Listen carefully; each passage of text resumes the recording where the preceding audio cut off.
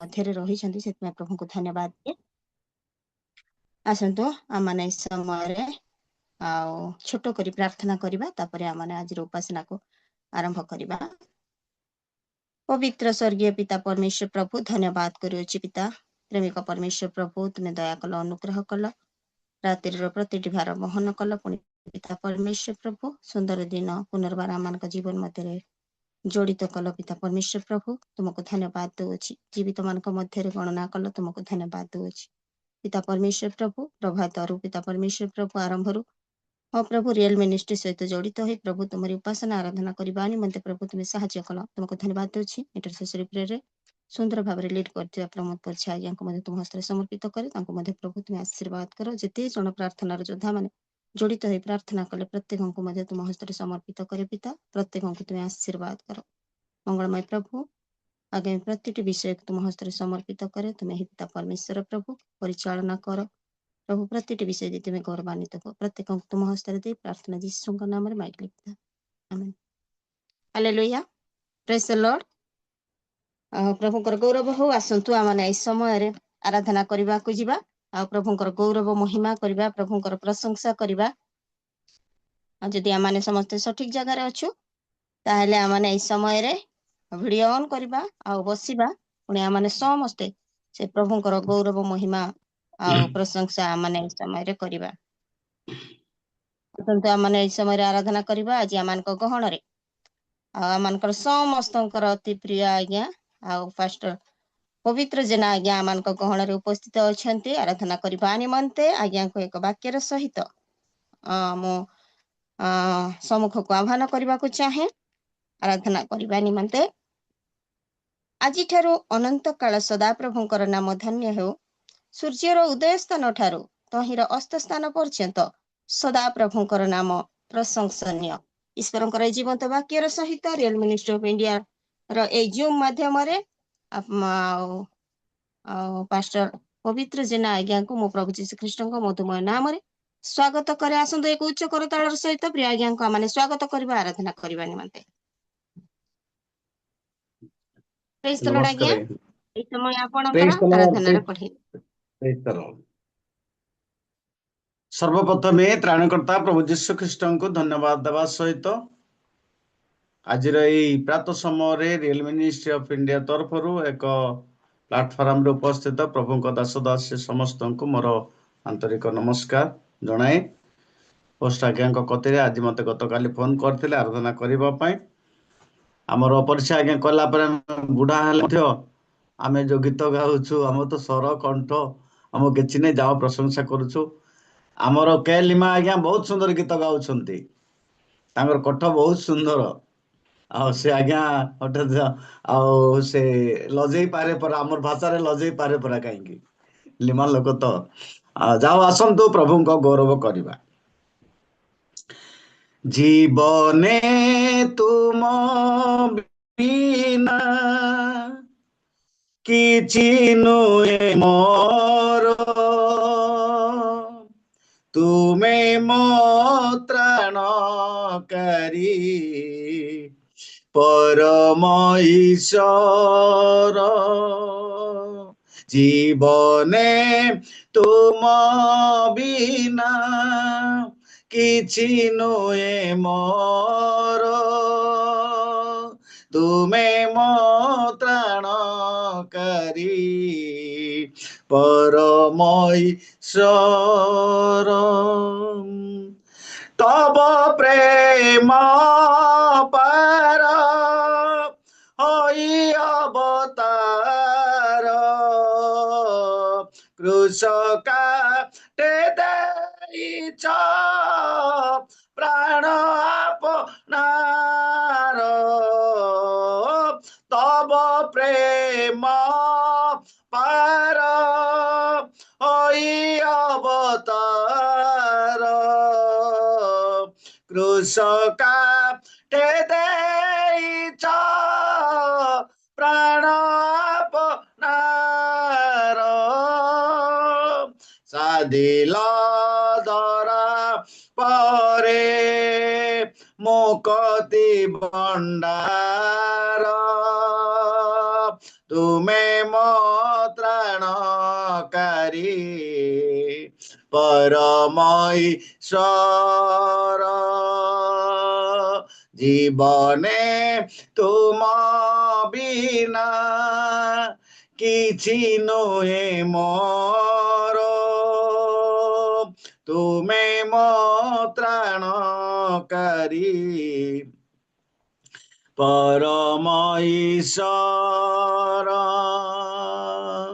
एई माया संसार सबु असार अल्प दिन पाई एठिकार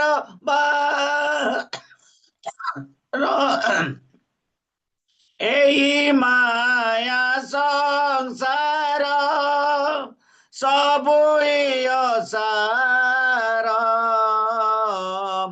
अल्प दिन पाई एठिकार बार मुझे मजित रे हेली तो पासर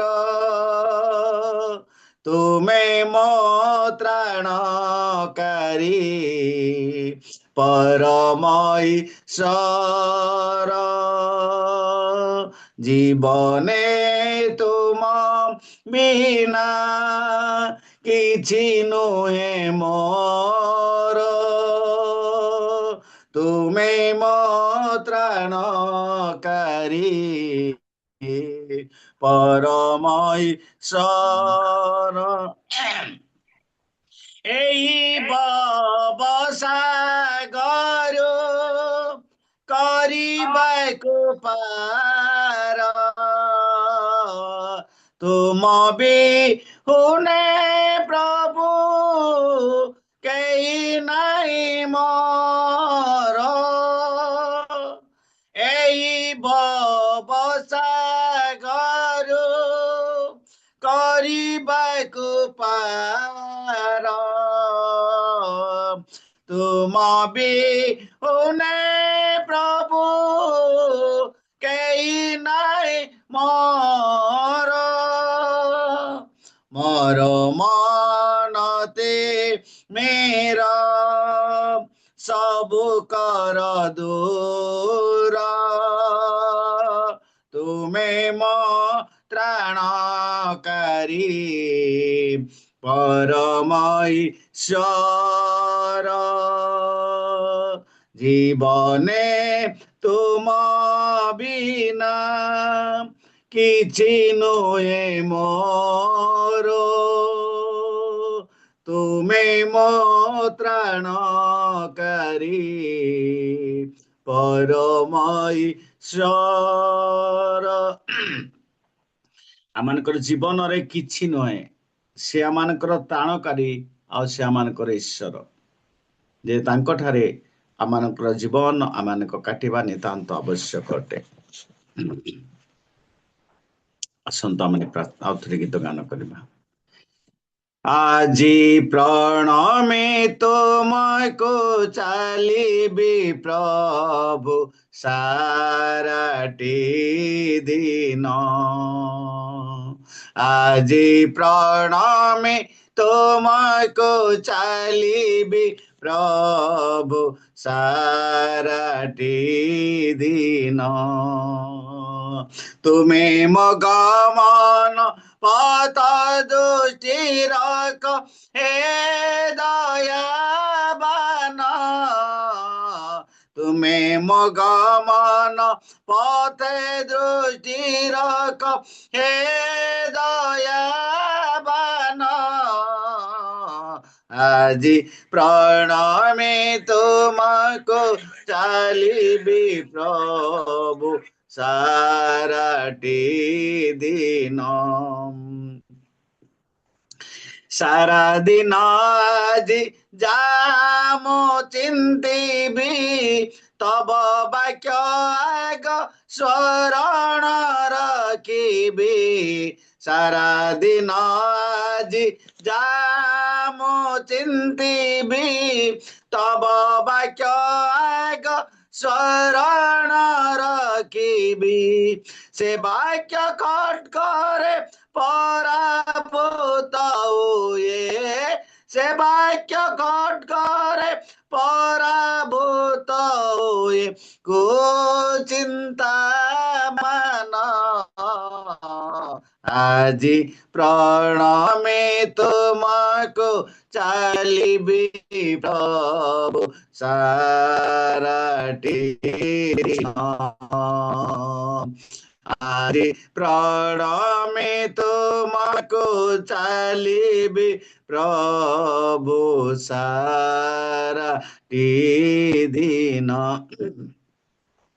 ছোট মুখে আজি যাম কইবি কারি মনারে আঘাত ন দেবি ছোট মুখে আজি যাম কইবি কারি মনারে আঘাত দেবি পুনি ন কইবি বহু বাক্য আও পুনি ন কইবি বহু বাক্য আও কো কথা মান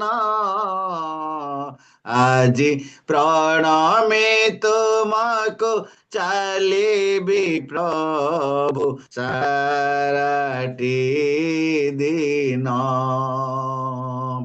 আজি প্রণমে তোমাকো চালিবি প্রভু সারাটি দিন।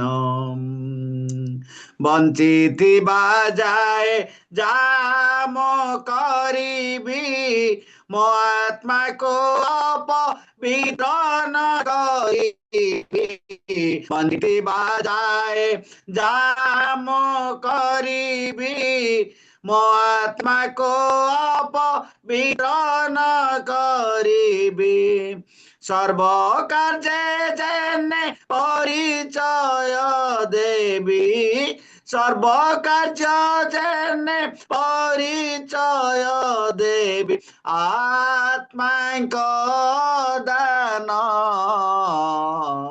আজি প্রণমে তোমাকো চালিবি প্রভু সারাটি দিন। আজি প্রণমে তোমাকো চালিবি প্রভু সারাটি দিন।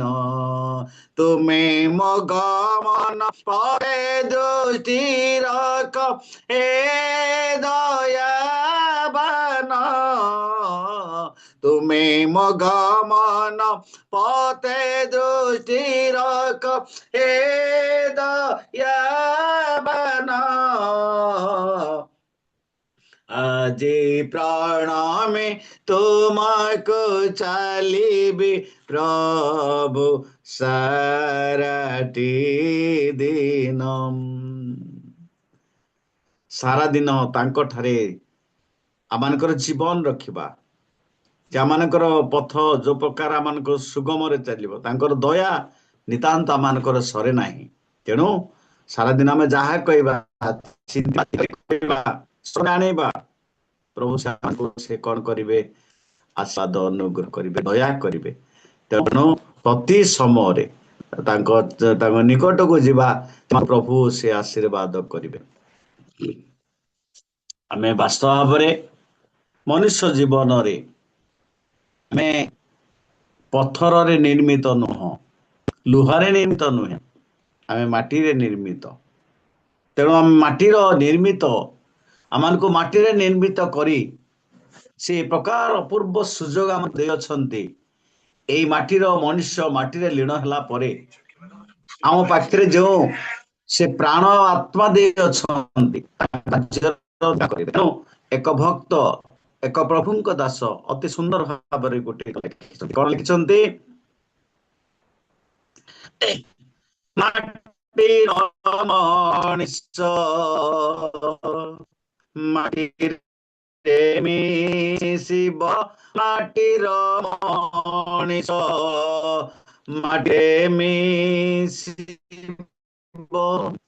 ଚିରଦିନ ତୋର ପାଇଁ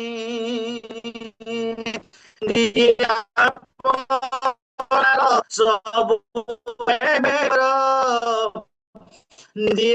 ଆପଣ ସବୁ ଏବେର এই সঙ্গতে রইবে নাই রে চিরদিন তো রইবে মাটির মଣିଷ ମାଟିରେ ମିଶିବ କେହି ରହିବେ କୌଣସି ଲୋକ ନିଜ ସଙ୍ଗରେ ରହିବେ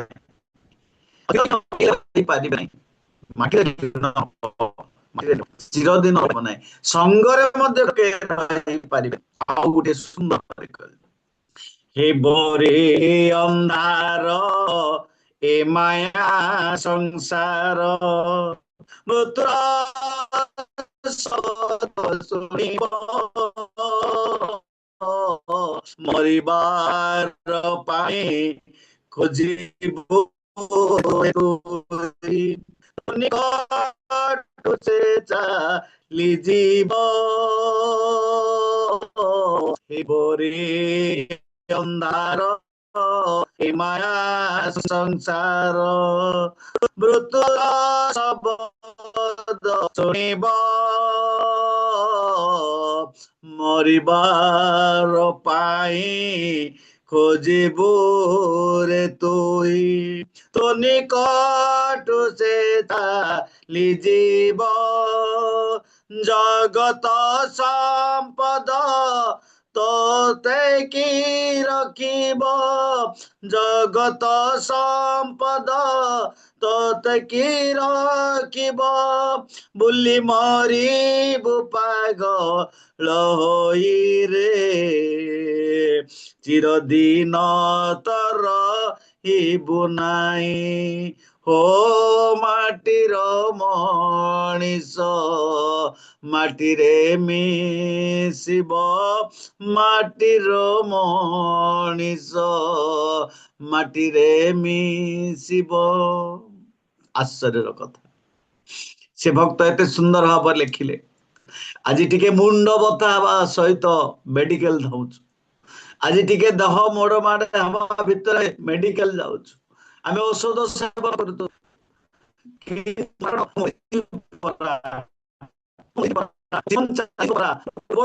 ହେଇଯିବି କିନ୍ତୁ ସେ ସମୟ ଆସିବ ଯେ ମରିବା ପାଇଁ ଖୋଜି ବୁଲିବେ କିନ୍ତୁ ପାଇବେ ନାହିଁ ଏ ପ୍ରକାର ଦିନ ଆସିବ ଯଦି ପରିପୂର୍ଣ୍ଣ ହେଇଅଛୁ ଆସୁ କ୍ଲେଶ ଆସୁ ଯାତନା ଆସୁ ସମସ୍ତ ଦୁଃଖ ଆମେ ସଦା ସର୍ବଦା ଆମେ କେତେ ହେଲେ ଭୟ କରିବୁ ନାହିଁ ମୃତ୍ୟୁକୁ ଭୟ କରିବା ନାହିଁ କିନ୍ତୁ ସମୟ ଆସିବ ଆମେ ମୃତ୍ୟୁ କେମିତି ମୁଁ ମରିବି ଏ ଆମେ ଚିନ୍ତା କରି ଦୌଡ଼ିବୁ କିନ୍ତୁ ଆମେ ସେ ସମୟ ପାଇପାରିବା ନାହିଁ ଏବେ ସେ ବଞ୍ଚିବା ପାଇଁ ୟେସ୍ କରି ପ୍ରୟାସ କରୁଛୁ କିନ୍ତୁ ସମୟ ଆସିବ ମରିବା ପାଇଁ ମରିପାରିବେ ନାହିଁ ଜନ୍ମ ହେଲେ ସବୁ ମୋ ଖୋଜିଲି ଅନିତ୍ୟ ଜୀବନ ପାଇଁ ସପରାଏ ସବୁ ହେଲା ମୋର ବାୟୁର ପଛରେ ଥାଇଲି ଜନ୍ମ ହୋଇଲି ସବୁ ମୋ ଖୋଜିଲି ଅନିତ୍ୟ ଜୀବନ ପାଇଁ ସପନ ପରାଏ ସବୁ ହେଲା ମୋର ବାୟୁର ପଛରେ ନାହିଲି ରକ୍ଷା ପାଇଁ ଭବେ ସ୍ଥାନ ନାହିଁ ମୋର ରକ୍ଷା ପାଇଁ ଭବେ ସ୍ଥାନ ନାହିଁ ସବୁ ହରାଇ ବସିଛି ଏକାରେ ଚିରଦିନ ତର हो माटीर मଣିଷ ମାଟିରେ ମିଶିବ। ବାୟୁର ପଛରେ ଆମେ ଧାଉଛୁ, ସପନ ହରାଇ ଏ ଜନ୍ମ ହେଲୁ ଏ ଜଗତରେ, ସବୁ ହରାଇ ଦେଲୁ, ଆଉ ଏକା ହିଁ ଯିବ। କାହାକୁ କହିବି ମନ କଥା ମୋର, ନାହିଁ କେ ଶୁଣିବାର ପାଇଁ। ଏବେ ସିନା ଆମେ ସମସ୍ତେ ମିଳିମିଶି ଏକାଠି ଗୋଟେ ବିଷୟରେ କଥାବାର୍ତ୍ତା ହଉଛୁ, କିନ୍ତୁ ସେ ସମୟରେ ଦୁଃଖ ଆସିବ, କ୍ଲେଶ ଆସିବ, ଖୋଜିବ କାହାକୁ କହିବି, କି ପ୍ରକାର କହିବି, କିନ୍ତୁ ଦେଖା ହେବେ ନାହିଁ। କାହାକୁ କହିବି ମନ କଥା ମୋର, ନାହିଁ କେ ଶୁଣିବାର ପାଇଁ। କୃଷରୁ ଝରୁଛି ଯାର କତ ଧାର, ଯୀଶୁ ନାମ ସେବା ବଗ୍ରାଇ। ଯୀଶୁ ଏକା ମୋର ଗଳାର ହାର, ଯୀଶୁ ଏକା ମୋର ଗଳାର ହାର, ସେ କାମ ଜୀବନ ସାଥିରେ, ଯୀଶୁ ରହିବେ ଚିର ସାଥିରେ। ଆଉ କେହି ନାହିଁ, ଯୀଶୁ ଆମମାନଙ୍କର ପାଇଁ ଏକ ସାଥୀ। ଯୀଶୁ ଆମମାନଙ୍କର, ଆଉ ସେ ଏକା ରହିବ ନାହିଁ, ସେ ଆମମାନଙ୍କର ସାଥୀ। ତେଣୁ ଆମେ ନିକଟବର୍ତ୍ତୀ ହେବା। ମାଟିର ମଣିଷ ମାଟିରେ ମିଶିବ, ଚିରଦିନ ତ ରହିବ ନାହିଁ।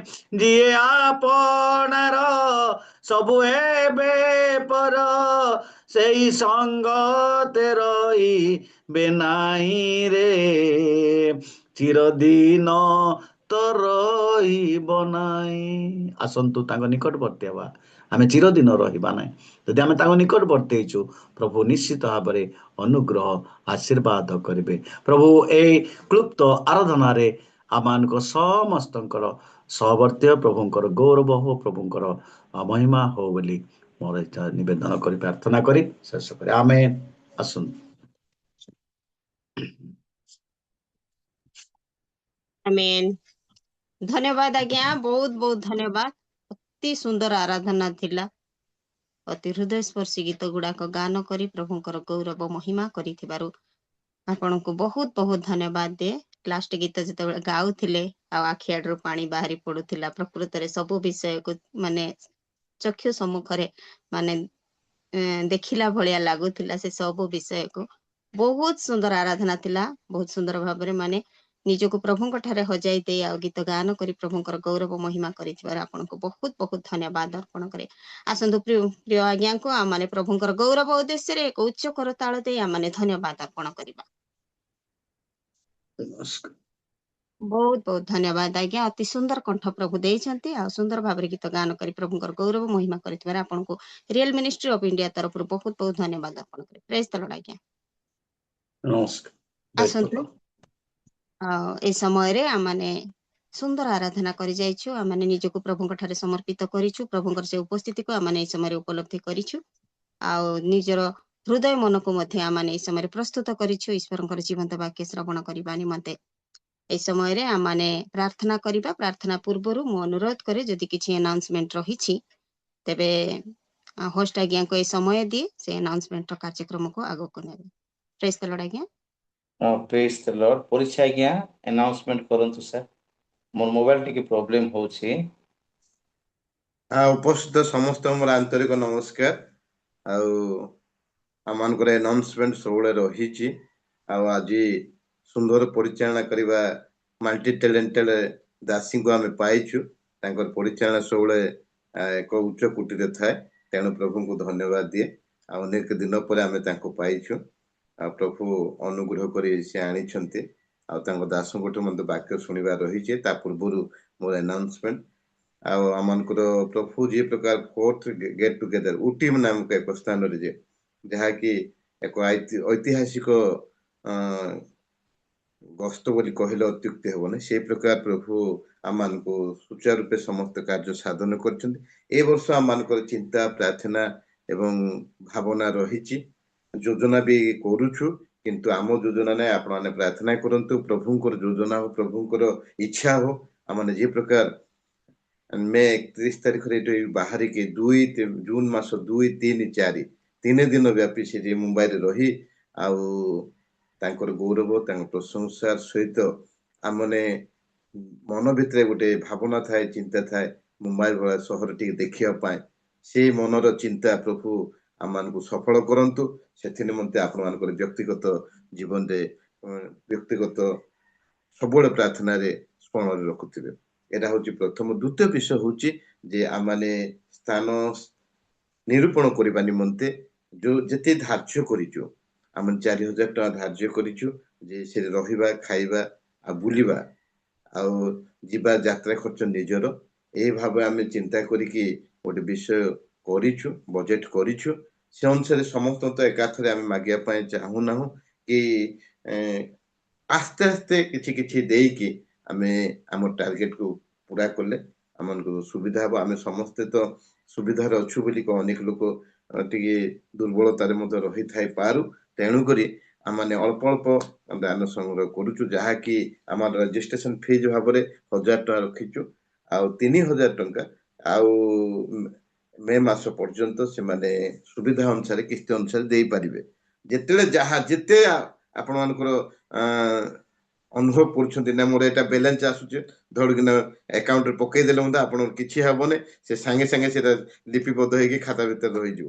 ସେଥିପାଇଁ ଚିନ୍ତା କରନ୍ତୁ ନାହିଁ, ପଇସା ଟଙ୍କାଟି ଏପଟ ସେପଟ ହେବନି। ଆଉ ଯୋଉମାନେ ଏପର୍ଯ୍ୟନ୍ତ ରେଜିଷ୍ଟ୍ରେସନ କରିନାହାନ୍ତି ଆଉ 1,000 ଦେଇକି ମୁଁ ଅନୁରୋଧ କରୁଛି ଅତି ଶୀଘ୍ର କରନ୍ତୁ। ଆଉ ଯେତେ ଲୋକ ଆମେ ଉପସ୍ଥିତ ଅଛୁ ଆଉ ସମସ୍ତେ, ମୁଁ କାଲି ହିସାବ ପକଉଥିଲି 45 ହେଇଛନ୍ତି ବର୍ତ୍ତମାନ। ଆଉ 45 ରୁ ପ୍ରାୟ ଅନେକ ଲୋକ ଦେଇଛନ୍ତି, ଅନେକ ଲୋକ ଦେଇନାହାନ୍ତି। ମୁଁ ଅନୁରୋଧ କରୁଛି ଆପଣମାନେ ଯଦି ରେଜିଷ୍ଟ୍ରେସନ ପଠେଇଦେଲେ ମୁଁ ବହୁତ ଖୁସି ହେବୁ ଏବଂ ଆମେ ସାଙ୍ଗେ ସାଙ୍ଗେ ଯୋଉ ଭାଇ ଆମମାନଙ୍କର ସ୍ଥାନ ପ୍ରସ୍ତୁତ କରୁଛନ୍ତି ତାଙ୍କୁ ଆଡଭାନ୍ସ ପଠେଇବୁ। ସେ ଭିତରେ ମୁଁ ଆମର ସିଷ୍ଟରଙ୍କ ନାଁ ବି ଏଣ୍ଟ୍ରି କରିଛି, ଆଉ ସାର୍ଙ୍କର ଆଉ ସିଷ୍ଟରଙ୍କର ଏଇଟା ପ୍ରକାଶ କରିଦଉଛି। ସେ 45 ଭିତରେ ଆମର ଆଜିର ପରିଚାଳିକା ଆଉ ତାଙ୍କର ସ୍ୱାମୀଙ୍କର ନାମ ମଧ୍ୟ ମୁଁ ଏଣ୍ଟ୍ରି କରିଛି। ଆଉ 45 ଭିତରେ ଆଉ ପ୍ରଭୁ ଯେ ପ୍ରକାର ତାଙ୍କୁ ମଧ୍ୟ ଆଶୀର୍ବାଦ କରନ୍ତି। ଏମିତି ସମସ୍ତେ ଯିବା, ଆମେ ଯେତେ ଲୋକ ଅଛୁ ସେ ଭିତରେ ପ୍ରାୟ ସ୍ଥାନ ପାଇଛୁ। ମୁଁ ଗୋଟେ ଅନୁମାନିକ ତାଲିକା କରିଛି।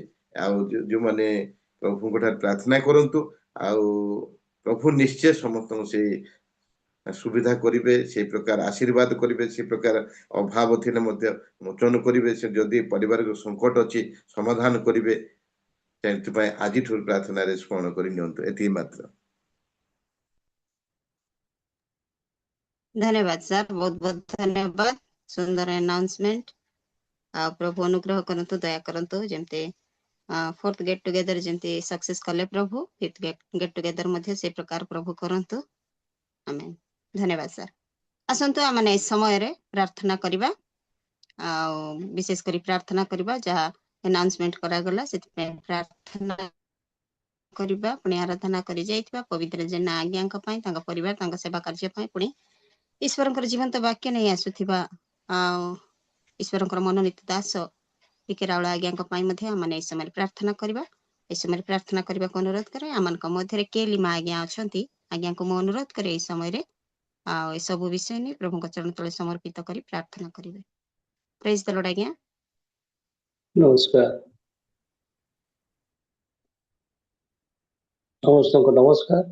RMI ପ୍ଲାଟଫର୍ମରେ ଜଡ଼ିତ ସମସ୍ତଙ୍କୁ ପ୍ରାପ୍ତ କାଳରେ ଉପସ୍ଥିତ ସମସ୍ତଙ୍କୁ ପ୍ରଭୁ ଶ୍ରୀକୃଷ୍ଣଙ୍କ ନାମରେ ନମସ୍କାର ଏବଂ ସ୍ୱାଗତ ଜଣାଉଛି।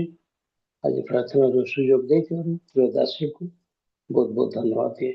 ଆସନ୍ତୁ ଆମେ ପ୍ରାର୍ଥନା କରିବୁ। Hallelujah, hallelujah, hallelujah, hallelujah. हम गए हो सना तू राजा का है राजा, तेरी महिमा होवे सदा।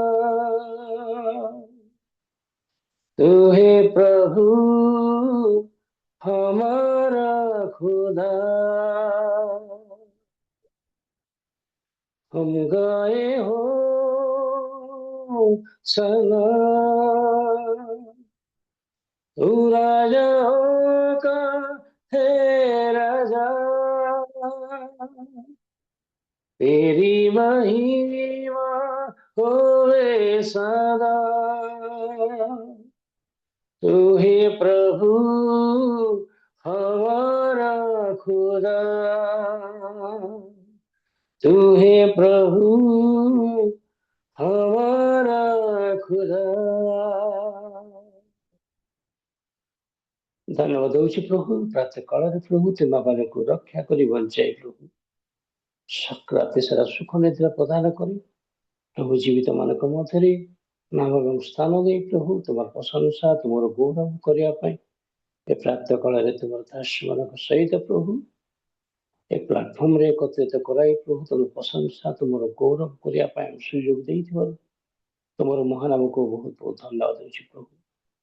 यही सुंदर समय को प्रभु अनेक लोक देखा इच्छा करते किंतु प्रभु से दृश्य वंचित होती प्रभु आम को एकत्र कर तुम प्रशंसा तुम गौरव करने एकत्र कर तुम महानाम को धन्यवाद दूसरी विशेषकर प्रार्थना कर समय प्रभु ये समय परिचालना कर को प्रभु तुम हस्तर दूसरी तुम आशीर्वाद कर उत्तम भाव में पवित्र आत्मा चालन प्रभु परिचालना करवा तुम साहाय्य कर प्रभु ये समय प्रार्थना कर प्रभु जेना आज्ञा प्रभु तुम आशीर्वाद कल प्रभु तुम्हें बहुल भाव पवित्र आत्मा चालन प्रभु तुम्हें शक्ति देल धैर्य देल साहस देल प्रभु उत्तम मन दे प्रभु उत्तम कंठ तुम्हें प्रदान कर राजा उत्तम कंठ द्वारा प्रभु सुंदर भाव प्रभु तुम गीत द्वारा प्रशंसा कर बापा जेहेतु तुम्हें पूजा प्रशंसा पाइबा योग्यवंत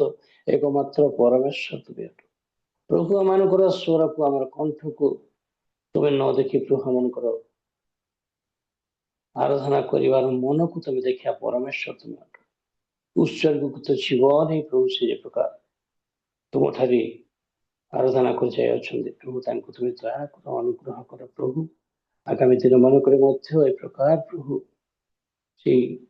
से उत्तम कंठरे प्रभु तुम प्रशंसा तुम गौरव करू जीवन बंचापी पारे से प्रकार तुम करुणा कर प्रार्थना कर समय प्रभु आगामी दिन मानक प्रभु आम जो चिंताधारा रही प्रभु आम चिंता ठार प्रभु तुम योजना भिन्न आगामी प्रभु रियल मिनिस्ट्री प्रभु पंचम गेट टुगेदर निमंते प्रभु जहाँ समय प्रस्तुत हो प्रभु समस्त को प्रस्तुतिर जीवन तुम्हें प्रदान कर ए पर्यंत प्रभु जत जन प्रभु मिनिस्ट्री जीवा निमंते एकत्रित रहा निमंते प्रभु पंजीकरण कर तुम आशीर्वाद कर अति शीघ्र प्रभु से पंजीकृत हो प्रभु मुंबई जीवा निमंते प्रस्तुत होगापी पारे एवं आशीर्वाद युक्त होगापी पारे से प्रकार तुम्हें करुणा कर प्रभु से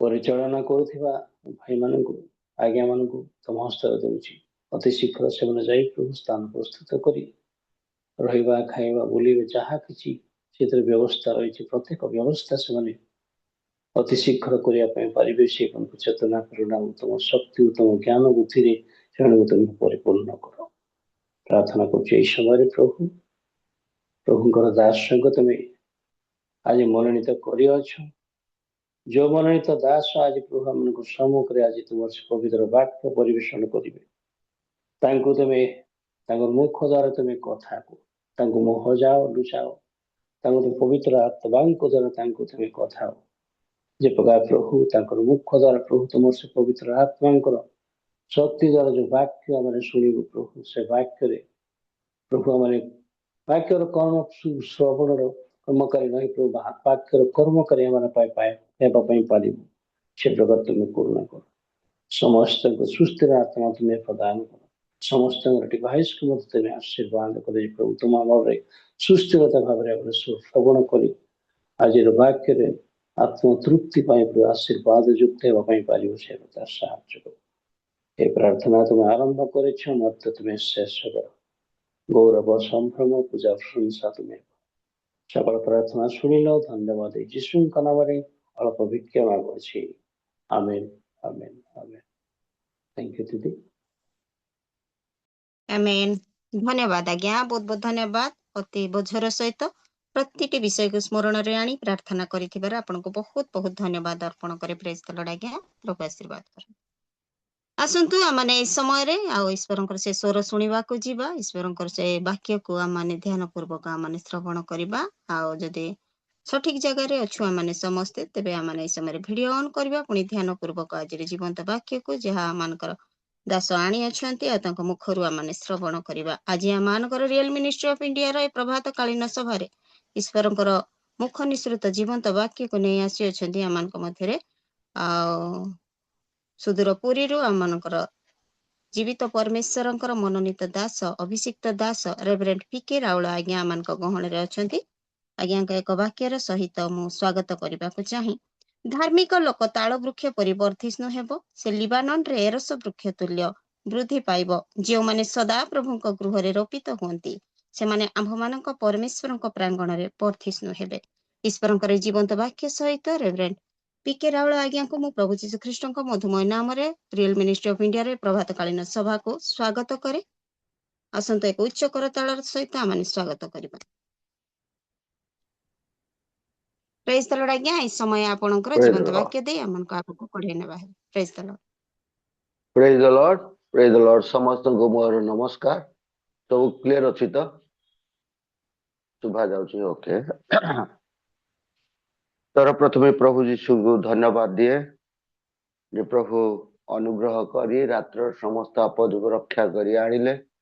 ପୁଣି ନୂଆ ଦିନରେ ଆମମାନଙ୍କୁ ଜୁମ୍ରେ ବସିବା ପାଇଁ ସୁଯୋଗ ଦେଲେ। ତାପରେ ପୁଣି ଆମର ହୋଷ୍ଟ ପ୍ରଭୁଙ୍କ ଦାସ ପିଟର କୁମାର କର ବହୁତ ଦିନ ହେଲା ମତେ ବହୁତ ମାନେ କହିଥିଲେ ଯେ ମାମୁଁ ଆପଣ କୁହନ୍ତୁ, କିନ୍ତୁ ମୋର ଗୋଟେ ଇଏ ଥିଲା କାଶ, ଆଜି ପର୍ଯ୍ୟନ୍ତ କଫ ଅଛି।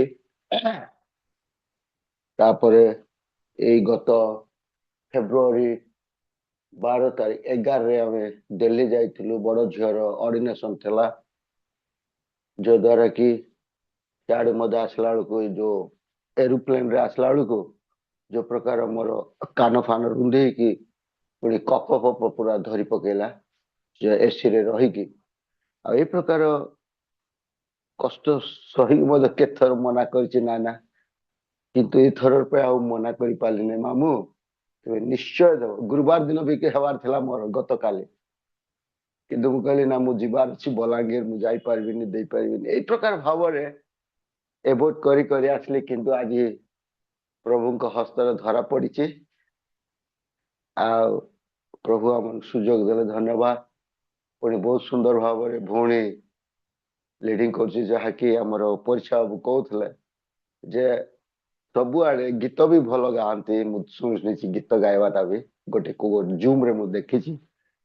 ଆଉ ଭଲ ଲିଡିଂ ବି କରୁଛନ୍ତି, ପ୍ରିସାଇଡିଂ କରୁଛନ୍ତି। ତେଣୁ ପ୍ରଭୁ ତାଙ୍କୁ ଆଶୀର୍ବାଦ କରନ୍ତୁ। ପୁଣି ଆଜି ଡିକନ ଜେନା ଟ୍ରେମଣ୍ଡସ୍ ଗୀତ ଗୁଡାକ ଗାଇଲେ, ମାନେ ଏତେ ହୃଦୟ ସ୍ପର୍ଶୀ ଯେ ସେ ଆମର ପରିଚାଳନା ଭଉଣୀ କହିଲା ପରି ଆଖିରେ ଲୁହ ଗଡୁଥିଲା, ବାହାରି ପଡୁଥିଲା ବୋଲି।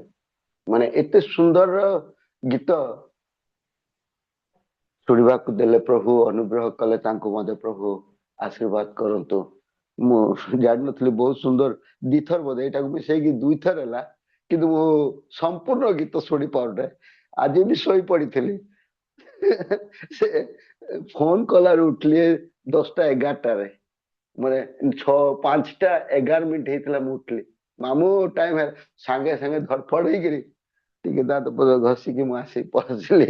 ପ୍ରଭୁଙ୍କ ନାମ ଧନ୍ୟ ହଉ ଯେ ପ୍ରଭୁ ଆଜି ସୁନ୍ଦର ଦିନ ଦେଲେ, ପ୍ରଭୁଙ୍କର ଅନୁଗ୍ରହ ଦୟା ଦ୍ଵାରା ଦେଲେ। ଆଉ ଆଜି ଯୋଉ ପ୍ଲାଟଫର୍ମରେ ମୁଁ ଦେଖୁଛି ସମସ୍ତେ ପ୍ରଭୁଙ୍କର ସେବାରେ ବହୁତ ବର୍ଷ ସେବା କରିକି ଆସୁଛନ୍ତି। ସେଇମାନେ ପ୍ରଭୁଙ୍କର ଦାସ ମାନେ ଅଛନ୍ତି, ମଣ୍ଡଳୀରେ ପରିଚାଳନା କରୁଛନ୍ତି, ମଣ୍ଡଳୀରେ ବାକ୍ୟ ବି ଦେଇ ଆସୁଅଛନ୍ତି। ଏ ପ୍ରକାର ଅନେକ ଅଛନ୍ତି, କିନ୍ତୁ ଆଜି ପ୍ରଭୁ ସେମାନଙ୍କ ଆଗରେ ଆଜି ମତେ ଦିନ ଦାସଙ୍କୁ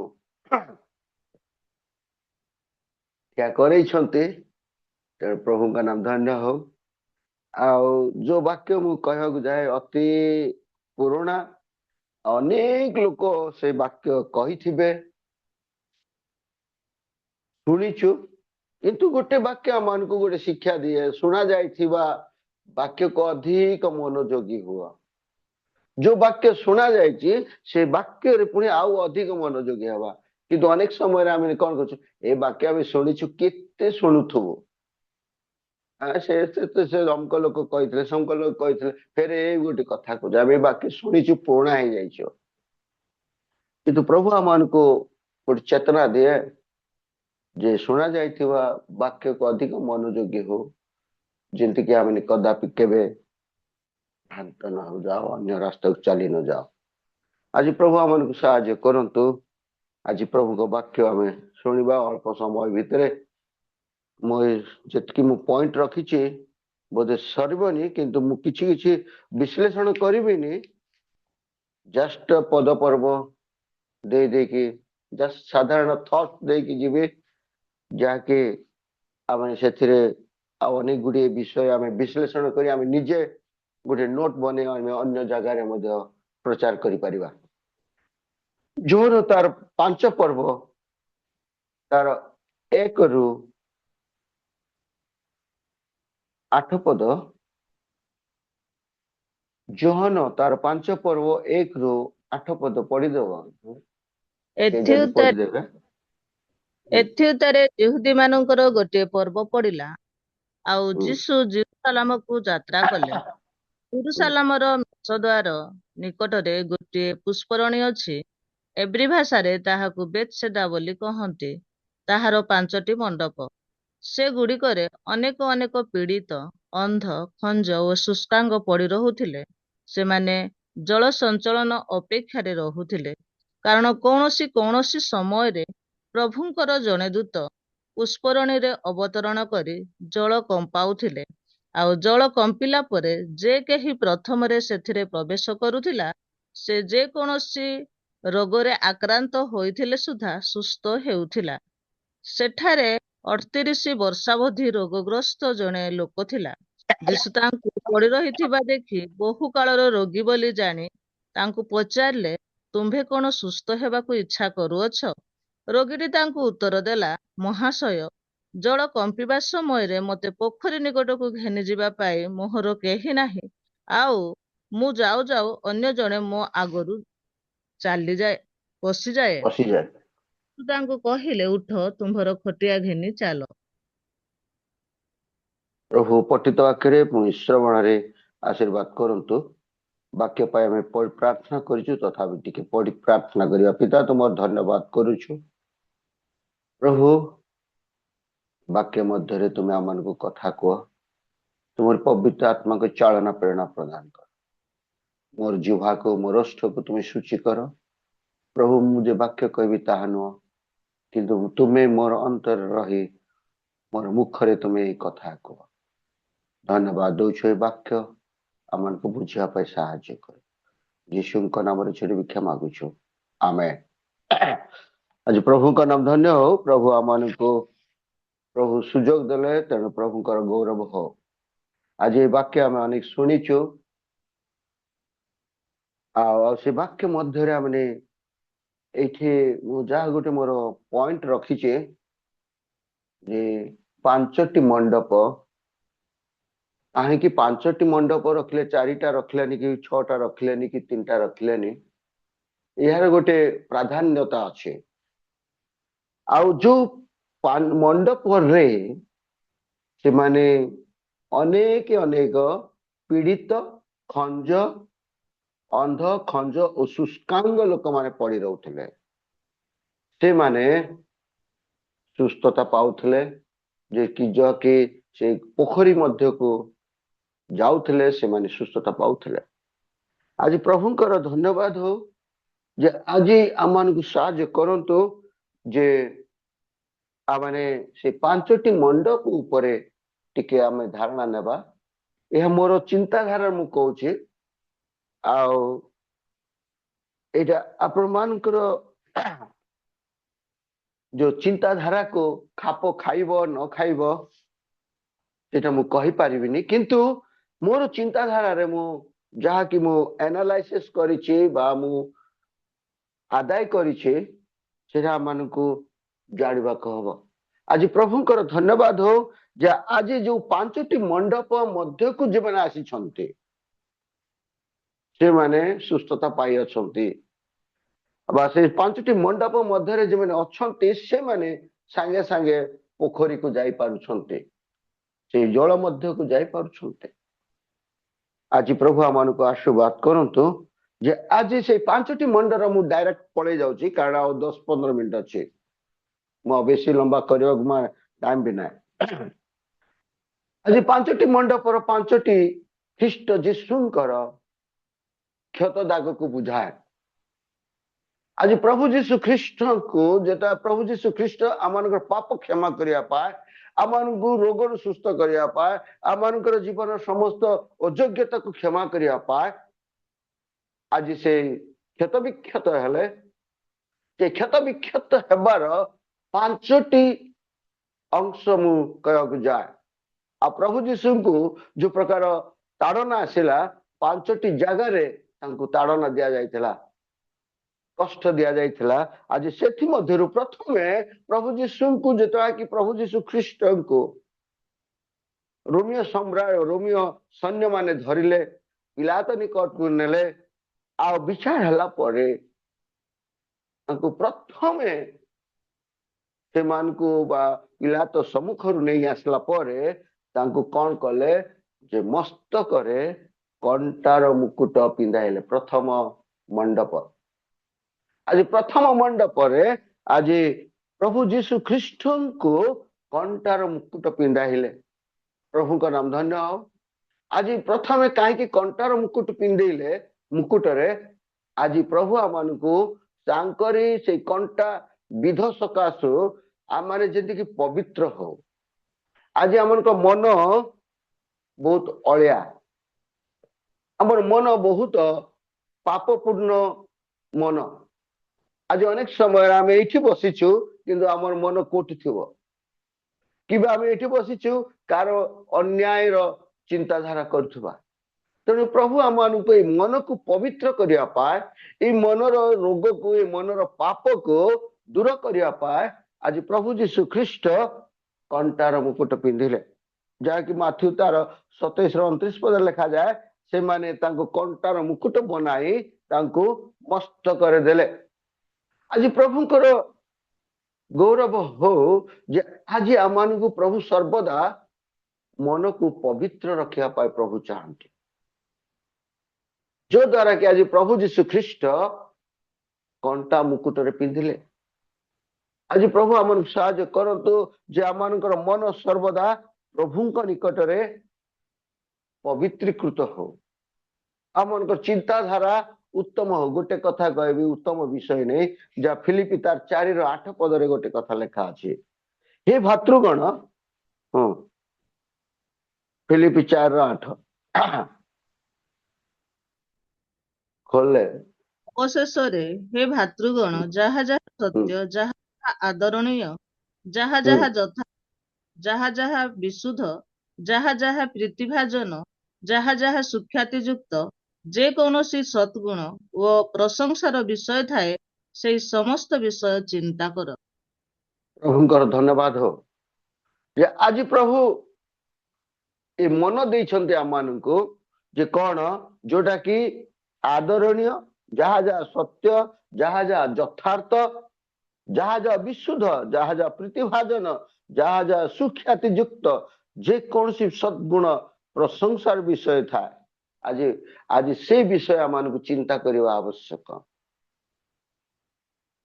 ଆଜି ଏଇ ମୁଣ୍ଡକୁ ପ୍ରଥମ କରି ପ୍ରଭୁ ଶୁଦ୍ଧ ପବିତ୍ର କଲେ। ପ୍ରଭୁ ଆମେ କହିଦଉ ନା, ପ୍ରଭୁ ଯୀଶୁ ମୋର ପାପ କ୍ଷମା କଲେ। କୋଉ ପାପ କ୍ଷମା କଲେ?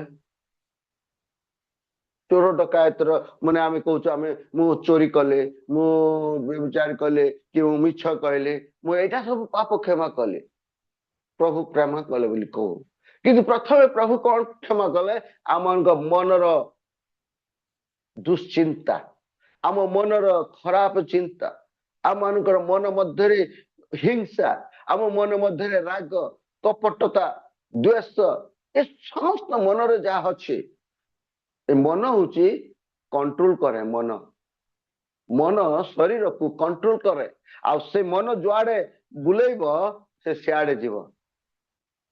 ଆମେ ମୋଟର ସାଇକେଲରେ କେତେବେଳେ ସମସ୍ତେ ଆମେ ମୋଟର ସାଇକେଲ ଚଲାଉଛୁ, କେତେବେଳେ ଯାଉଛୁ କିନ୍ତୁ ଗୋଟେ ଇଆଡେ ଯିବି ନା ସିଆଡେ ଯିବି ନା, ଇଆଡେ ଯିବି ନା ସିଆଡେ ଯିବି ନା, ଇଆଡେ ଯିବି ନା ସିଆଡେ ଯିବି ନା, ଏଇ ପ୍ରକାର ହେଇକି ସେଠି ଗୋଟେ 2 ମିନିଟ ରହିଯାଉଛୁ।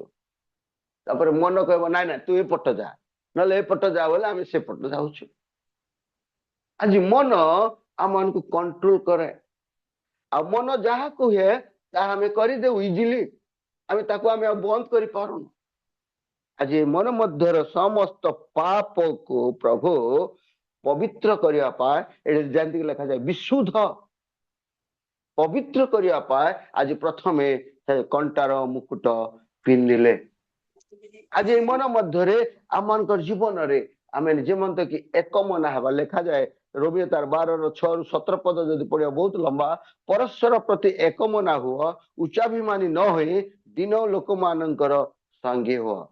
ଆଜି ଏଇ ମନ ସବୁବେଳେ ଉଚ୍ଚାଭିମାନୀ, ମୋ ଠାରୁ ଆଉ କିଏ ନାହିଁ, ମୁଁ ସର୍ବେ ସର୍ବା, ଏଇ ପ୍ରକାର ଅନେକ କଥା ମନରେ ଆସିଥାଏ। ଯେ ଆଜି ପ୍ରଭୁ ଆମକୁ ସାହାଯ୍ୟ କରନ୍ତୁ, ଏ ମନକୁ ଆମେ ନମ୍ର ଭାବରେ ଆମେ ପ୍ରଭୁଙ୍କ ନିକଟରେ ଆମେ ଆଣ୍ଠୁପାତ, ଆଉ ଏଇ ମନ ହିଁ ଆମମାନଙ୍କୁ ପବିତ୍ର କରିବ। ଏଇ ମନ ଦ୍ୱାରା ହିଁ ଆମମାନଙ୍କ ସମ୍ପୂର୍ଣ୍ଣ ଶରୀର ପବିତ୍ରୀକୃତ ହବ। ତେଣୁ ପ୍ରଥମେ ଆଜି ପ୍ରଭୁ ଯୀଶୁ ଖ୍ରୀଷ୍ଟ ଯୋଉ ଆମମାନଙ୍କର ପାପ କ୍ଷମା କରିବା ପାଇଁ, ଆଜି ଆଉ ଅଳ୍ପ ଦିନ ଅଛି ଆମେ ଯୀଶୁ ଖ୍ରୀଷ୍ଟଙ୍କର କ୍ରୁଶୀୟ ଯନ୍ତ୍ରଣା, ଗୁଡ୍ ଫ୍ରାଇଡେ, ଇଷ୍ଟର ସଣ୍ଡେକୁ ଆମେ ପାଳନ କରିବାକୁ ଯିବା। ଆଜି ପ୍ରଭୁ ଯେ ଆମମାନଙ୍କର ପାପ କ୍ଷମା କରିବା ପାଇଁ, ଯୋଉ ମସ୍ତିଷ୍କର ପାପ କ୍ଷମା କରିବା ପାଇଁ ସେ କ୍ରୁଶରେ କ୍ରୁଶାର୍ପିତ ହେଲେ। ଆଜି ପ୍ରଭୁଙ୍କର ଧନ୍ୟବାଦ ଯେ ଆଜି ଆମମାନେ ପ୍ରଭୁଙ୍କ ନିମନ୍ତେ ପ୍ରଭୁଙ୍କର ଗୌରବ କରିବା। ଆଜି ଆମମାନଙ୍କର ଯୋଉ ମନ ଏଇ ପ୍ରକାର ଯେ ମନ ଯାହା କରେ ତାହା ହିଁ କରେ, ଇଚ୍ଛା ଉପରେ କରେ। ତେଣୁ ପ୍ରଭୁଙ୍କ ବାକ୍ୟରେ କୁହାଯାଏ ଯେ ଅନେକ, ସେଥିପାଇଁ ଆଜି ଅନେକ ସମୟରେ ଆମମାନଙ୍କର ପରିବାର ମଧ୍ୟରେ, ଆମମାନଙ୍କର ମଣ୍ଡଳୀରେ ଅଶାନ୍ତି ହେଇଯାଏ, କାରଣ ଆମର ମନକୁ ଆମେ ଆମର ଇଚ୍ଛା ଉପରେ ସବୁ କାର୍ଯ୍ୟ କରୁ। କିନ୍ତୁ ବାଇବଲ କୁହେ ଯେ ତୁମର ଯେ ପ୍ରଭୁଙ୍କ ଦୃଷ୍ଟିରେ କି ମନୁଷ୍ୟ ମାନଙ୍କ ଦୃଷ୍ଟିରେ ଯାହା ଯାହା ଉତ୍ତମ ସେ ସବୁ ଆମେ ବିବେଚନା କରୁ। 2 କରନ୍ତି 8:21 ପଦରେ ଯେ ଆଜି ଆମେ ଚିନ୍ତା କରିବା, ବିବେଚନା କରିବା, ଆଲୋଚନା କରିବା ଯେ ଆମମାନଙ୍କର ସମସ୍ତଙ୍କ ଦୃଷ୍ଟିରେ, ଈଶ୍ୱରଙ୍କ ଦୃଷ୍ଟିରେ ପୁଣି ମନୁଷ୍ୟ ମାନଙ୍କ ଦୃଷ୍ଟିରେ ଯାହାକି ଉତ୍ତମ ତାହା ମାନେ ଚିନ୍ତା କରିବା ଆବଶ୍ୟକ। ଆଜି ପ୍ରଭୁ ଆମର ସାହାଯ୍ୟ କରନ୍ତୁ ଯେ ଆମେ ପ୍ରଭୁଙ୍କ ପାଏ, ଆଜି ପ୍ରଭୁ ଯୀଶୁ ଖ୍ରୀଷ୍ଟ ଆମମାନଙ୍କ ପାପ କ୍ଷମା କରିଲେ। ଆଜି ସେ 5ଟି ମଣ୍ଡପରେ ଯେଉଁମାନେ କି ଅନ୍ଧ, ଖଞ୍ଜ, ଶୁଷ୍କାଙ୍ଗ ଲୋକମାନେ ପଡିଥିଲେ, ଆଜି ଅନେକ ସମୟରେ ଆମେ କହୁନା ଅନ୍ଧ, ଶୁଷ୍କାଙ୍ଗ ସେଟା ଗୋଟେ ପାପର ନିଦର୍ଶନ, ପାପୀର ନିଦର୍ଶନ। ଆଉ ସେମାନଙ୍କୁ ପ୍ରଭୁ ସୁସ୍ଥ କରିବା ପାଇଁ, ସେମାନଙ୍କୁ ପ୍ରଭୁ ଉଦ୍ଧାର କରିବା ପାଇଁ ଆଜି ଜଗତକୁ ଆସିଲେ। ଆଜି ଆମମାନଙ୍କର ମନର ପାପକୁ ପ୍ରଭୁ କ୍ଷମା କରିବା ପାଇଁ ପ୍ରଭୁ ଯୀଶୁ ଖ୍ରୀଷ୍ଟ କଣ ପିନ୍ଧିଲେ? କଣ୍ଟାର ମୁକୁଟ ପିନ୍ଧିଲେ, ଯୋ ଦ୍ୱାରା କି ଏଇ ଯୋଉ ପାପରୁ, ଯୋଉ ମୁଣ୍ଡରେ ଯୋଉ ପାପ ଅଛି, ସେ ପାପ ଯେମିତିକି ସବୁ ନିଗିଡିକି ବାହାରି ପଡୁ, ଆଉ ଶୁଦ୍ଧ ପବିତ୍ର ଭାବରେ ଜୀବନ କାଟୁ। ଆଜି ପ୍ରଭୁ ଆମକୁ ସାହାଯ୍ୟ କରନ୍ତୁ। ଅନେକ କଥା ଅଛି ସେଠି ମୁଁ କହିବିନି। ଆମେ ଦ୍ୱିତୀୟରେ ପଳେଇବା। 2ଟି ହାତରେ କଣ୍ଟା ମରାଗଲା। ଆଜି ପ୍ରଭୁ ଯୀଶୁ ଖ୍ରୀଷ୍ଟ ଯୋଉ ତାଡନା, ପ୍ରଥମେ ମୁଣ୍ଡରେ ତାଡନା ପାଇଲେ, କଣ୍ଟାର ମୁକୁଟ ପିନ୍ଧିଲେ, ଦ୍ୱିତୀୟରେ 2ଟି ହାତରେ କଣ୍ଟା ମରାଗଲା। ଯାହାକି ଆମ ପ୍ରଭୁ ଏଇ 2ଟି ହାତରେ ଆମମାନଙ୍କୁ ଉତ୍ତମ କର୍ମ କରୁ। ଏଇ ଯୋଉ ହାତରେ ଯୋଉ ପାପ ଅଛି, ଏ ପାପରୁ ଯେମିତିକି ଦୂର ହବ, ଏଇ ହସ୍ତରେ ପାପ ନ କରି ପବିତ୍ର କାମ କରିବା, ଉତ୍ତମ କାମ କରିବା। ସେଥିପାଇଁ ପ୍ରଭୁ ଯୀଶୁ ଖ୍ରୀଷ୍ଟ କ୍ରୁଶରେ ହତ ହେଲେ ବା ସେ କଣ୍ଟା ମାଡ଼ ଖାଇଲେ। प्रभु नाम धन्य हाथर पाप को से रक्षा करने पवित्र करने से कंटारे कौन कले आघात खाइले जो द्वारा कि आमनकर हाथ पवित्र हब आमनकर हाथर पाप क्षमा हब आज कारण आम यही हाथ द्वारा अनेक अन्याय करिछु अनेक प्रकार काम करिछु जहा कि ईश्वर दृष्टि रे संतुष्ट नुहे आज ये हाथ दे प्रभु ईश्वर गौरव करने ताली बजे प्रभु को धन्यवाद देवापा ए हाथ द्वारा आम दान दशमांश देवापा रोगी मान को साहाय्य करने गरीब मान को खाद्य देवापा किंतु ए हाथ द्वारा आम अनेक अन्याय काम करू आज प्रभु साहाय्य करंतु सेथिपाय आज प्रभु जीशु ख्रीष्ट आमनकर हाथर पाप क्षमा करने से आज क्रूसरे हत हेले आ कंटा हत खाइले आज प्रभु आमन को साहाय्य करंतु जे आमने प्रभु को पाए आज आमने ए हाथ को व्यवहार करू प्रभु कर गौरव करू आज अनेक समय रे ए हाथ द्वारा आम परिशोध प्रतिरोध परिशोध कर आज अनेक समय रे आमने अन्य मान को मारिया हाथ उठे था अनेक समय आम अनेक लोगों को मारी में थांती आज प्रभु हम साहाय्य करंतु जिंदगी कि आमर गई हाथ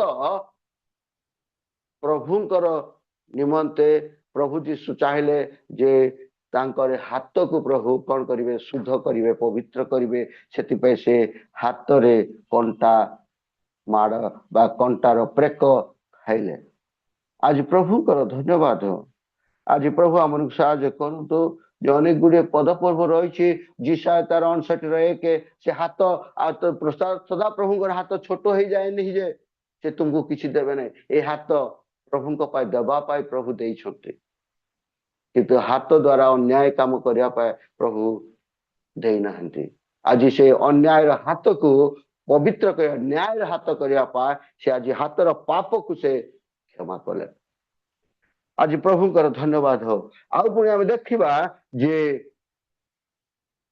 तार शरीर जाक कौन है गोटे पद मु कहबी जीशु तार जहाँकि आपनकर वाक्य लिखा जाए आज दाऊद को प्रभु कौन कहले जे मोर मंदिर तुम्हें निर्माण करि पारिबो नाही कारण तुमर हस्त रे रक्त अच्छे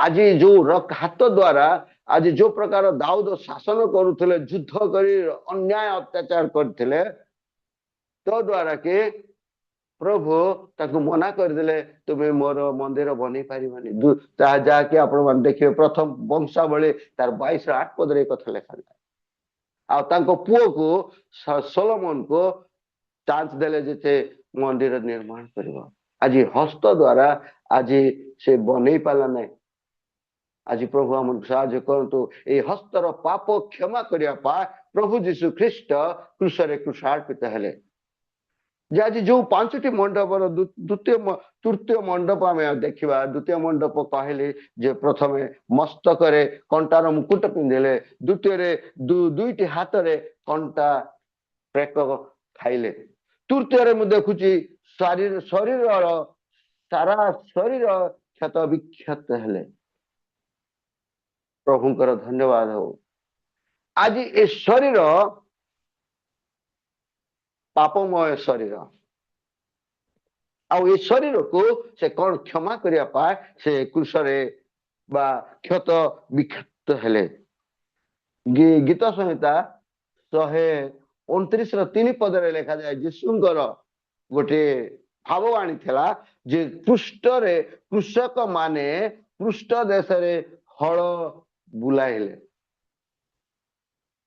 आज प्रभु जीशुंकर शरीर जो क्षत विक्षत है तार गोटे सियार परी है जो हल चाष करा समय जो प्रकार माड़ होता से प्रकार चाष कले जो प्रकार माटी खोली दिए से प्रकार शरीर रे क्षत विक्षत हेले जहाँकि माथ्यू तार 27 पर्वर 26 पद लिखा जाए मात्र जीशु को कोरोना प्रहार कराई क्रूसरे चढ़ाइबा निमंते समर्पण कले आज कोरोना 39 बेत्राघात ए साधारण का चाबुक नुह बा कोरोना नुह ଅନେକ ବଡ ବଡ ଜ୍ଞାନୀ ବିଶ୍ଳେଷଣ କରନ୍ତି ଯେ ଆମେ କହୁନ ବିଲେଇ ବିଲେଇ ବୋଲି କହୁ, ପୂର୍ବ କାଳରେ ଥିଲା ଗାଁ ମାନଙ୍କୁ ବିଲେଇ, କୂଅରେ ସେଟା ଛାଡିଲେ ବାଲ୍ଟି ଉଠେଇକି ଆଣିବ, ସେଇଟା ଶେଷ ତାଙ୍କର କୋରଡାରେ ତାଙ୍କର ସାମ୍ନାରେ ସେଇଟା ସବୁ ରହିବ, ଏମିତି ଗୁଲେଇ ଗୁଲେଇ ପିଟିଲା ବେଳକୁ ସେଟା ମାଂସ ପଶିକିରି ଝିକି ଦେବେ, ଯେ ଏ ପ୍ରକାର ମାଂସ ତାର କ୍ଷତ ବିକ୍ଷତ ହଉଥିଲା।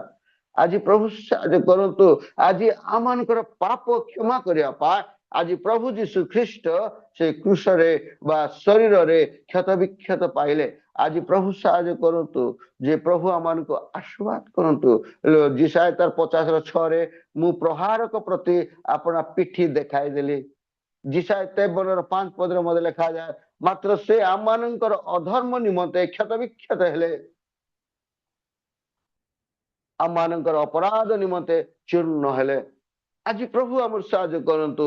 ଏ ପ୍ରକାର ଭାବରେ ଆମମାନଙ୍କୁ ପ୍ରଭୁ ଆଶୀର୍ବାଦ କରିଛନ୍ତି। ଆମମାନଙ୍କ ପାପ, ଏଇ ଶରୀରର ପାପ କ୍ଷମା କରିବା ପାଇଁ, ଆମେ ମସ୍ତକର ପାପ, ହସ୍ତର ପାପ, ଶାରୀରିକ ପାପ, ଯେଉଁମାନେ ଶରୀରରେ ରହନ୍ତି ସେମାନେ ସ୍ୱର୍ଗ ରାଜ୍ୟର ଅଧିକାରୀ ହେବେ ନାହିଁ। ଆଜି ଶରୀରକୁ ପବିତ୍ର ଶୁଦ୍ଧ ପବିତ୍ର କରୁ, ତଦ୍ୱାରା କି ଆମେ ଈଶ୍ୱରଙ୍କ ରାଜ୍ୟରେ ପ୍ରବେଶ କରିପାରିବା। ଆଜି ପ୍ରଭୁଙ୍କ ନାମ ଧନ୍ୟ। ଯେଉଁମାନେ 5ଟି ମଣ୍ଡପରେ ଥିଲେ ସେମାନେ ସୁସ୍ଥ ହେଲେ। ଆଜି ମଧ୍ୟ ଆମେ ପ୍ରଭୁଙ୍କ ନିକଟରେ ବସିବା, ପ୍ରଭୁଙ୍କ ନିକଟକୁ ଯିବା, ଆମମାନଙ୍କ ମନ, ଆମମାନଙ୍କର ଆତ୍ମା, ଆମମାନଙ୍କର ଶରୀରକୁ ପ୍ରଭୁଙ୍କ ନିମନ୍ତେ ଆମେ ଯଦି ଦେବା, ତେବେ ସେ ପ୍ରଭୁ ନିଶ୍ଚୟ ଆମଙ୍କ ପାପ କ୍ଷମା କରିବେ।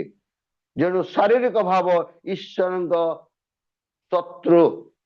ଆଜି ଆମମାନଙ୍କର ଶରୀରର ଯୋଉ ସମସ୍ତ ଭାବ ଅଛି ସେ ଶରୀରର ଈଶ୍ୱରଙ୍କ ବିରୁଦ୍ଧରେ ପାପ।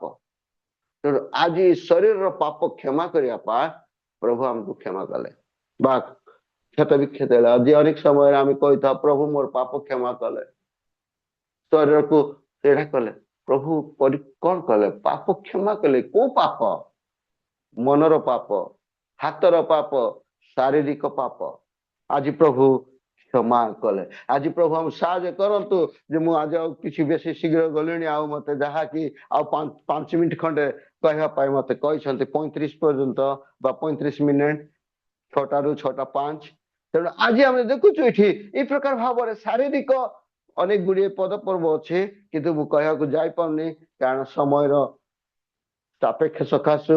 ଯେ ଆଜି ପ୍ରଭୁ ଆମମାନଙ୍କୁ ସାହାଯ୍ୟ କରନ୍ତୁ ଯେ ପ୍ରଭୁ ଆମମାନଙ୍କ ଶରୀରକୁ ପବିତ୍ର କରୁ, ଆଉ ଏ ଶରୀରକୁ ଆମେ ପବିତ୍ର ଭାବରେ ଆମେ ଆଚରଣ କରୁ, ତଦ୍ୱାରା କି ପ୍ରଭୁ ଗୌରବାନ୍ୱିତ ହେବେ, ମହିମାନ୍ୱିତ ହେବେ। ମୁଁ ଡାକିଦେବି ମତେ ରୋମିଓ ତାର 8:13 ରୋମିଓ 8:8 ପୁଣି ପ୍ରଥମ କରନ୍ତି ତାର 3:3 ଏ ପର୍ଯ୍ୟନ୍ତ ତୁମେ ମାନେ ଶାରୀରିକ ଅଟ, କାରଣ ଯେତେବେଳେ ତୁମମାନଙ୍କ ମଧ୍ୟରେ ଈର୍ଷା ବିବାଦ ରହିଛି, ତୁମେ ମାନେ କି ଶାରୀରିକ ନୁହଁ ଓ ମନୁଷ୍ୟର ସ୍ୱଭାବ ଅନୁସାରେ କି ଆଚରଣ କରୁନାହଁ। ଆଜି এই ଶରୀରର ସମସ୍ତ ରାଗ, କ୍ରୋଧ, ହିଂସା, ଏଇ ଯୋଉ ଶାରୀରିକ ଏ ସବୁକୁ ପ୍ରଭୁ ଦୂର କରିବା ପାଇଁ, ହିଂସା କପଟରୁ ଦୂର କରିବା ପାଇଁ ଆଜି ନିଜେ ଶରୀରରେ ସେ ଆଘାତ ପାଇଲେ, କ୍ଷତ ବିକ୍ଷତ ହେଲେ, ଯୋଦ୍ୱାରା କି ଆମମାନଙ୍କ ଶରୀରର ପାପ ସେ କ୍ଷମା କରିବେ। ଗାଲାତ୍ୟ ତାର 5:19-21 ଆମେ ପଢିଛୁ ସବୁ ବିଷୟ। ଆଜି ପ୍ରଭୁ ଆମ ସାହାଯ୍ୟ କରନ୍ତୁ। ଦ୍ୱିତୀୟରେ, ଚତୁର୍ଥରେ କଣ? 2ଟି ପାଦରେ କଣ୍ଟା ମରାଗଲା। ଆଜି ପାଦର ପାପ କ୍ଷମା କରିବା ପାଇଁ ପ୍ରଭୁ ଯୀଶୁ ଖ୍ରୀଷ୍ଟ ଆଜି ସେ କଣ କଲେ? କଣ୍ଟାରେ ବା ପାଦରେ କଣ୍ଟା ଖାଇଲେ। ଆଜି ପ୍ରଭୁଙ୍କ ନାମ ଧନ୍ୟ। ଆଜି ଏଇ ପାଦ 2ଟା ପ୍ରଭୁ ଦେଇଛନ୍ତି ସୁସମାଚାର ସେବା କାର୍ଯ୍ୟ ନିମନ୍ତେ, ଗିର୍ଜା ଉପାସନାକୁ ଯିବା ନିମନ୍ତେ, ମାର୍କେଟ ଯିବା ନିମନ୍ତେ, କିନ୍ତୁ ପ୍ରଭୁ ଦେଇନାହାନ୍ତି ଅଳିଆ ଭିତରକୁ ଯିବା ପାଇଁ, ଗଣ୍ଡଗୋଳ କରିବା ପାଇଁ ପ୍ରଭୁ ଦେଇନାହାନ୍ତି ଯାଇକି ଗଣ୍ଡଗୋଳ କରିବା ପାଇଁ। ଆଜି ଏଇ ଗୋଡ଼ ଆଜି ପ୍ରଭୁଙ୍କର ଗୌରବ ନିମନ୍ତେ, ଯାହାକି ରୋମିଓ ପୁସ୍ତକରେ ଲେଖାଯାଏ, ଯେଉଁମାନେ ଶୁଭ ବିଷୟରେ ପ୍ରଚାର ଆଣନ୍ତି ସେମାନଙ୍କର ପାଦ କିପରି ଶୋଭାଯୁକ୍ତ। ଆଜି ଏଇ ପାଦ ଆମମାନଙ୍କୁ ପ୍ରଭୁ ଦେଇଛନ୍ତି ସୁସମାଚାର ସେବା କାର୍ଯ୍ୟ ନିମନ୍ତେ, ସାକ୍ଷୀ ହେବା ପାଇଁ, ଅନ୍ୟର ଉପକାର କରିବା ପାଇଁ, ଆମେ ଆଗେ ବଢିବା ପାଇଁ, ଆଗକୁ ଯାଇକି ଆମେ ସେମାନଙ୍କର ଅଭାବ କଷ୍ଟକୁ ଦୂର କରିବା ପାଇଁ। किंतु आज अनेक समय आम पाद दुईटा धरिकी अन्याय भीतर को अलिया भीतर को आम जाई जहाँकि ईश्वर और गौरव हुए। आज ये पादर पाप को प्रभु क्षमा करने पाए आज से कंटा माड़ खाइले जो द्वारा कि पाद आमर दीटा पाद बड़ हम शोभायुक्त हम। जिसाय तार बाप बनर 7 पदर मध्य कथा लिखा जाए जो जन सुसमाचार आणुअछि तार चरण पर्वत गणर ऊपर किपरि शोभायुक्त। तुभे माने परमेश्वर गृह को जीवा बेले सावधान रे अपना चरण रखिब। आज प्रभु आमन साहाय्य करंतु जिंदगी आमने प्रभुंकर गौरव करू प्रभुंकर प्रशंसा करू। आज आमन जीवन रे आमने आगे जीवा। आज बाइबल कुहे जे तुमर चरण को जाग्रत रे रखिब। तुम दीटा पाद को बहुत जाग्रत रे रखिब। आमे अनेक समय कही था ना आमर भाषा रे हाथे मापी चाखेंडे चाल। हाथे मापी चाखेंडे चाल कारण आज जीवन द्वारा आम जीवन को विपद आसी थाए। आज प्रभु से आमन को पाद मध्य प्रभु जीशु ख्रीस्ट निजे पाद रे कंटा मार खाइले जो द्वारा कि पाद टिके राइट रे चलिबो अन्याय दिग को जीव ना आ जाग्रत सहित सावधान सहित चलिबो। आज प्रभु हम साथ गिरजा उपासना जीवा पाए आमको ए पाद देइछंती सुसमाचार कार्य करिया पाए पाद देइछंती। आज जनकर उपकार करने निमंते आमन को जीवा पड़े। गोटे पद हमको शिक्षा दिए जिसाय तार 52 पद रे कारण तुम्हें माने तरतर हो बाहरी जीव ना कि तुम्हें माने पलायन करी बाहरी जीव ना कुआड़े आम तरतर ही पड़े जाऊँ भीतर पशि जाऊँ सेटा बाइबल भी मना करे यह हूँ पाप। आज प्रभु साहाय्य करतु जे प्रभु जीशु ख्रीस्ट आज आम पाप गोड़र पाप क्षमा करने से निजे से कंटार पेक खाइले। आज प्रभु आम साहाय्य करतु जे आज दुईटी पाद को आम सचोट भाव रखा अन्याय जगह को न जाओ अन्याय कार्य करने न जाओ किंतु सचोट भाव जोटि प्रभुंकर गौरव हम जोटि गले कि प्रभु गौरवान्वित हो जोटि आम गले प्रभुंकर महिमा हम आम द्वारा प्रभुंकर नाम गौरवान्वित हम से जगह को आम जाओ अन्य जगह को न जाओ। अनेक समय जोटि गंडगोल हो चलो तो टिके जीवा देखा कौन है आम पलि जाऊँ ना ना प्रभु आमन को बहुत माने हिसाब रे रखी भाभी चिंती करी हाथे माफी चाकंडे चाले पूर्व काल लोक माने जो डायलॉग कहते आज आम से प्रकार भाव आम जाओ। आज पाद द्वारा अन्यर साहाय्य पाए आम आगे जाओ। जड़े कह तुम्हें जो तुम कहे जड़े तुमको कोसे जाओ बोले तुम्हें 2 कोस जाओ ता सांगरे जनकर उपकार करने निमंते आम पाद को आम व्यवहार करूँ। आज प्रभु हम साहाय्य करतु यही प्रकार सुष्टांग यही प्रकार लोक माने जो पाद जो माने कि से पंचम मंडप थिले से 5टी मंडप थिले से माने सुस्थता पाइले। पंचम रे शेष कर दूची कारण बहुत पद पर्व रही जाइए हेले भी बढ़ी गलानी पितर भाई आउ गोटे पद आउ गोटे 2-4 मिनट कहीकि मु शेष कर देबी। पंचम रे कक्ष देश बिंधिला। आज प्रभु जीशु ख्रीष्ट को बर्छा जे क्रूसरे थिबा समय रे तांकू बर्छा मरा गला ए छाती रे। आज एठार निदर्शन होची आमानकर ए हृदय मध्यरे जो पाप ए हृदय मध्यरे जो समस्त माने अलिया अछि पाप अछि सेथिरु से सुस्थ करिया पाए आज प्रभु जीशु ख्रीष्ट हृदय रे आघात पाइले। प्रभुंकर धन्यवाद हो जे आज प्रभु केते आमान को प्रेम करूछन्ते माने एंटायर शरीर को मस्तक ठारू गोड़ पर्यंत शरीर हृदय सब को प्रभु क्षमा कले। हालेलुया। आज आमने अनेक समय जो प्रभु मोर पाप क्षमा कले कोठिर पाप क्षमा कले कोठिर আমার মস্তিষ্ক ঠিক নাই, পাপরে পরিপূর্ণ, দুইটি হাত মন্দ কামরে আগে আগে যাଉଛୁ, শরীরে ଆମ ଶରୀରର ସମସ୍ତ ପାପ ପରିପୂର୍ଣ୍ଣ ରହିଛି, ଗୋଡ ଧରିକି ଅନ୍ୟ ଜାଗାକୁ ଯାଉଛୁ। ଆଜି ସେଇ ସମସ୍ତ ପାପ ପ୍ରଭୁ କ୍ଷମା କରିଛନ୍ତି। ପୁଣି ଶେଷରେ ହୃଦୟରେ, ହାର୍ଟରେ ବା କକ୍ଷ ଦେଶରେ ବା ବକ୍ଷାଘାତ କଲେ, ଯାହା ଆପଣ ମାନେ ଯୋହନ ତାର 19:34 ପଦରେ ସେ ଦେଖୁଛୁ, ଅକ୍ଷ ଦେଶକୁ ବିନ୍ଧିଲେ। ଆଉ ସେ ବିନ୍ଧିଲା ସମୟରେ ସେଠି କଣ କରୁଛି, ଯୀଶୁଙ୍କ ହୃଦୟରୁ ରକ୍ତ ଆଉ ଜଳ ବାହାରିଲା। ପ୍ରଭୁଙ୍କର ଧନ୍ୟବାଦ ହଉ। ଆଜି ପରିଷ୍କାର ଆମ ହୃଦୟକୁ ସେ ପରିଷ୍କାର କରୁଅଛନ୍ତି। ଆଜି ରୋମିଓ ତାର 12 ପର୍ବ 9-21 ପଦ ଯଦି ପଢିବେ ସେଠି ବହୁତ ଗୁଡିଏ ଅଛି।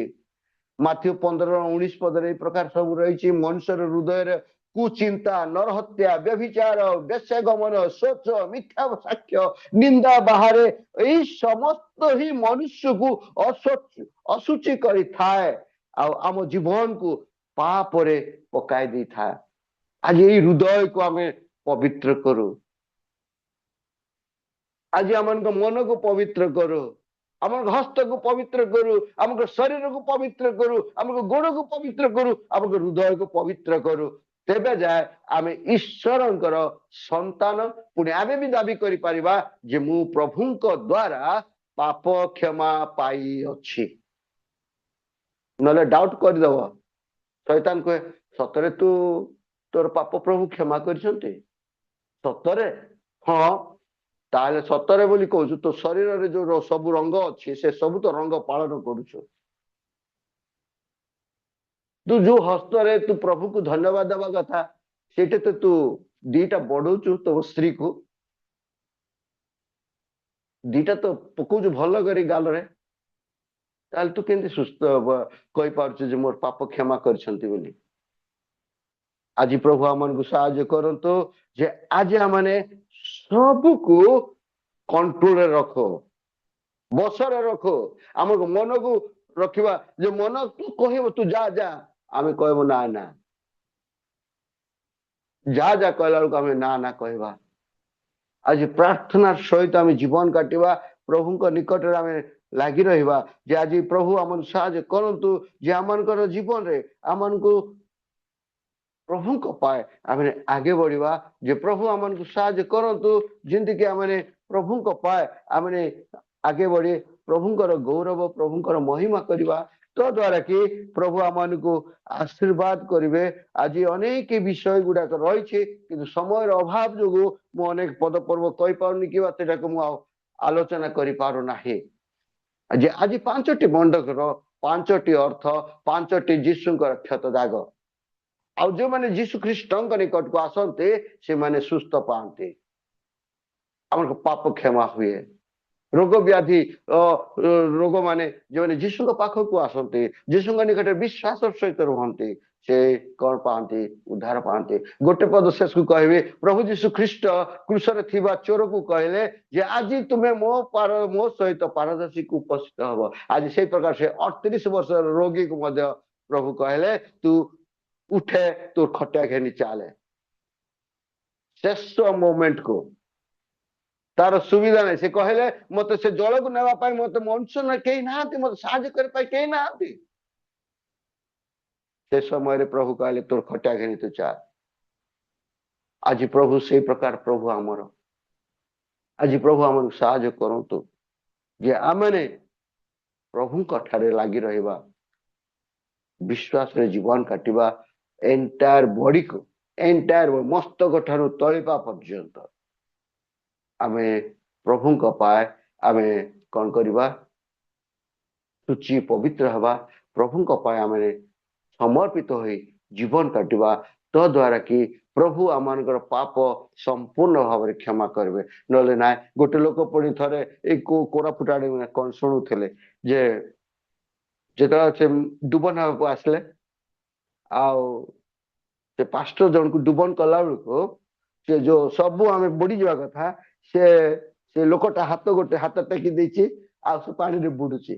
ପାଷ୍ଟର କହିଲେ ତୋ ହାତ କାହିଁକି ବୁଡଉନୁ ନା ଆଜ୍ଞା ହେ ହାତରେ ମୁଁ ଜଣକୁ ମାରବାର ଅଛି ସେଥିପାଇଁ ହାତ ଯଦି ବୁଡିଯିବ ତାହେଲେ ମୁଁ ହାତରେ ମାରି ପାରିବି ନା ଆଜ୍ଞା ସେଥିପାଇଁ ମୁଁ ବୁଡୁ ନାହିଁ ବୋଲି କହ ସେମିତି ବି ଅନେକ ସମୟରେ ଆମମାନଙ୍କର ହାତ ଆମଙ୍କ ମନ ଆମଙ୍କ ଗୋଡ ଦିଟା ସେଥିପାଇଁ କହିଲେ ନା ଦୁଇ ପ୍ରଭୁର ଦାସ ହେଇପାରିବେନି ଦୁଇଟା ନାଁରେ ଗୋଡ ରଖିପାରିବେନି ଦୁଇଟା ନାଁରେ ଦିଟା ଗୋଡ ରହିବ ମଝିରେ ପଡିଯିବ ତେଣୁ ଆଜି ଖ୍ରୀଷ୍ଟ ମଣ୍ଡଳୀ ଆମେ ଏଣ୍ଟାୟାର ଶରୀରକୁ ମସ୍ତକ ଠାରୁ ହାତ ଶରୀର ଗୋଡ ହୃଦୟ ସବୁକୁ ପ୍ରଭୁଙ୍କ ହସ୍ତରେ ଦେଇ ପ୍ରଭୁଙ୍କ ଗୌରବ ନିମନ୍ତେ ଆମେ ବଢିବା ତ ଦ୍ୱାରା କି ଆମେ କହିପାରିବା ଯେ ପ୍ରଭୁ ମତେ ମୋର ପାପ କ୍ଷମା କଲେ ପ୍ରଭୁ ଏ ପାଖେ ଆଶୀର୍ବାଦ କରନ୍ତୁ ଧନ୍ୟବାଦ ଜିତୁ ଭାଇ ଆଜି ସମୟ ଦେଲେ କିନ୍ତୁ ସମୟର ଅଭାବ ଆଉ ଅନେକ ଗୁଡିଏ ପଦ ପର୍ବ ଥିଲା କହିପାରିଲି ନାହିଁ ବିଶ୍ଳେଷଣ କରିପାରିଲି ନାହିଁ ତଥାପି ବି 15 ମିନିଟ ପଳେଇଲା ପ୍ରଭୁ ଧନ୍ୟବାଦ ଦେବେ ପ୍ରଭୁ ଆଶୀର୍ବାଦ କରନ୍ତୁ ଆମେ ଆମେନ୍ ଆମେନ୍ ଆମେନ୍ ଧନ୍ୟବାଦ ଆଜ୍ଞା ବହୁତ ବହୁତ ଧନ୍ୟବାଦ ଅତି ସୁନ୍ଦର ଶିକ୍ଷା 5ଟି ମଣ୍ଡପକୁ ନେଇକି ଯୀଶୁଙ୍କର ତାଡନା ର 5ଟି ବିଷୟକୁ ନେଇ ବ୍ୟାଖ୍ୟା କଲେ ଆଉ ବହୁତ ସୁନ୍ଦର ଭାବରେ ସେଥିପାଇଁ ଆପଣଙ୍କୁ ବହୁତ ବହୁତ ଧନ୍ୟବାଦ ଅର୍ପଣ କରେ ପ୍ରେଜ୍ ଦ ଲର୍ଡ ଆଜ୍ଞା ସମୟ ଅଧିକା ହେଲେ ମଧ୍ୟ ଆପଣ ଯୋଉ 5ଟି ପଏଣ୍ଟ ନେଇଥିଲେ କମ୍ପ୍ଲିଟ କରିଛନ୍ତି ସେଥିପାଇଁ ଆପଣଙ୍କୁ ଧନ୍ୟବାଦ ଦିଏ କାହିଁକି ନା ଆମକୁ ମଧ୍ୟ ଭଲ ଲାଗିନଥାନ୍ତା ଯେ 5ଟା ପଏଣ୍ଟ ନେଇକି ଆପଣ କହିବାର ଥିଲା ତାକୁ ଖଣ୍ଡିଆ ଲାଗିଥାନ୍ତା ଆମକୁ ମଧ୍ୟ ସେଥିପାଇଁ ଆପଣଙ୍କୁ ବହୁତ ବହୁତ ଧନ୍ୟବାଦ ସୁନ୍ଦର ବାକ୍ୟ ନେମତି ଆସନ୍ତୁ ଏକ ଉଚ୍ଚ କରତାଳ ଦି ଆଜ୍ଞାଙ୍କ ମାନେ ଧନ୍ୟବାଦ ବହୁତ ବହୁତ ଧନ୍ୟବାଦ ଆଜ୍ଞା ପ୍ରେଜ୍ ଦ ଲର୍ଡ ଆସନ୍ତୁ ଆମେ ସୁନ୍ଦର ବାକ୍ୟ